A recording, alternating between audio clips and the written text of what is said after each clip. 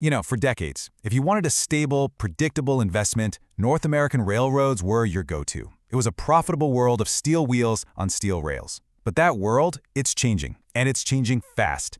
Today, we are going to dive into the huge shifts that are redrawing the entire rail map, and more importantly, what it means for anyone investing in this space. Let's get into it. And yeah, this quote really nails it. The industry is at a pivotal moment. The old rulebook is getting tossed out the window, and the entire competitive landscape that we've known for a generation, well, it's on the verge of a historic shakeup. What once a sure and steady bet is now the center of a very high-stakes game.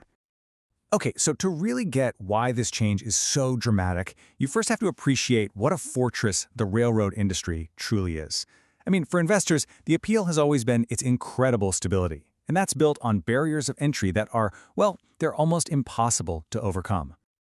Just look at this number, $23 billion. That's the mind-boggling amount the major railroads spend every single year just to maintain the tracks they already have. We're not talking about building new stuff. That's just upkeep.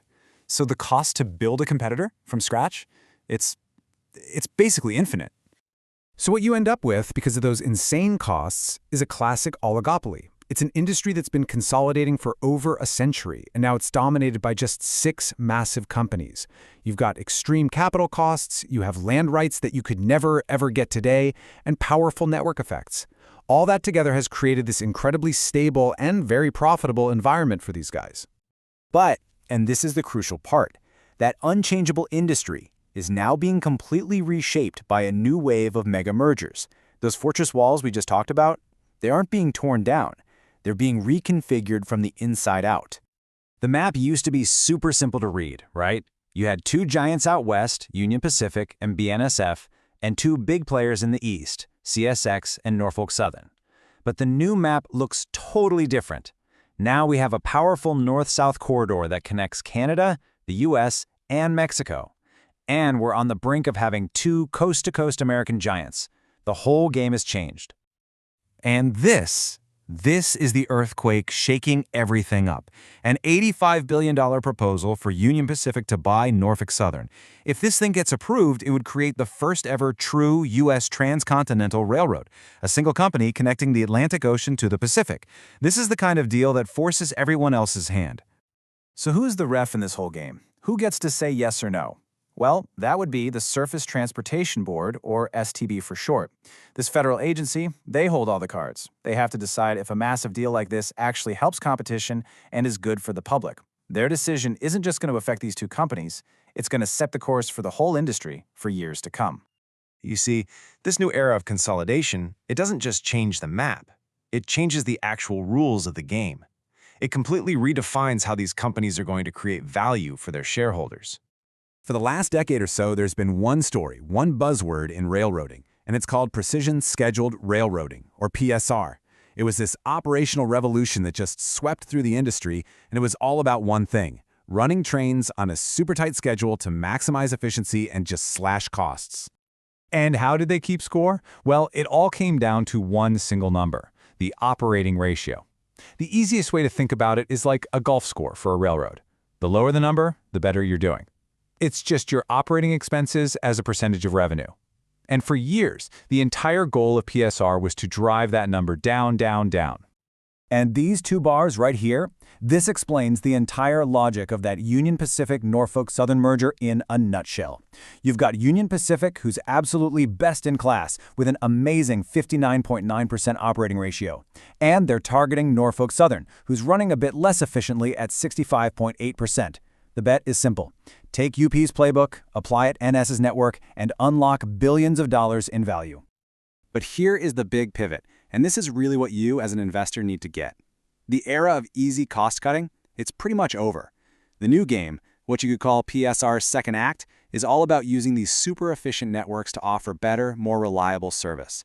The goal isn't just to run a cheaper railroad anymore, it's to run a better railroad that can go out and aggressively steal market share from the trucking industry. The whole story is shifting from cutting costs to driving revenue. All right, so we've got a new map and we've got new rules. So how do the major players actually stack up against each other now? Let's break down where they stand in this new reality. So here they are, the 6 heavyweights of North American rail. You've got your Western Titans, Union Pacific and the privately owned BNSF. Your Eastern powerhouses, CSX and Norfolk Southern. And then you have the two Canadian players with those critical north-south networks, Canadian National and the newly minted CPKC. So, based on all this, where is the analysis pointing?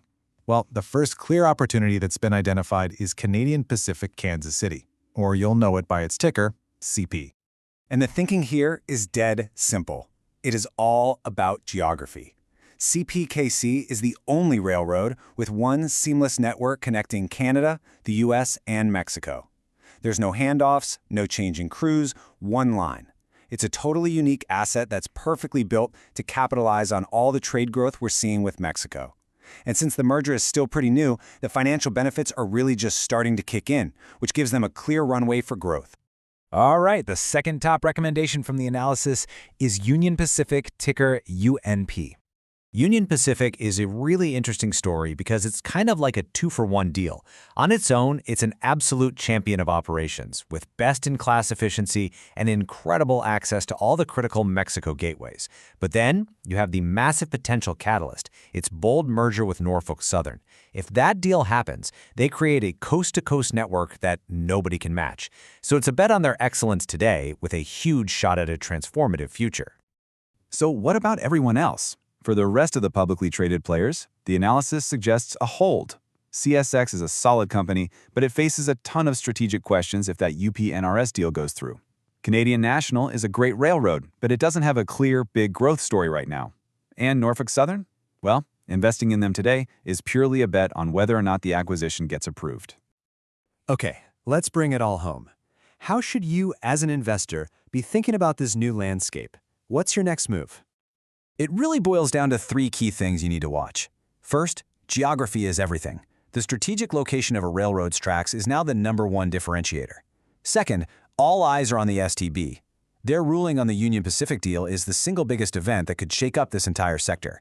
And third, start focusing on revenue growth. The winners of the next decade won't be the ones who just cut costs. They'll be the ones who can actually win more business. And that leaves us with a big, multi-billion-dollar question, really. The game has changed, the players are making their moves, the map is being completely rewritten. The battle is no longer just about who can be the most efficient. The real question for every investor now is, which of these giants is going to own the next decade of North American trade?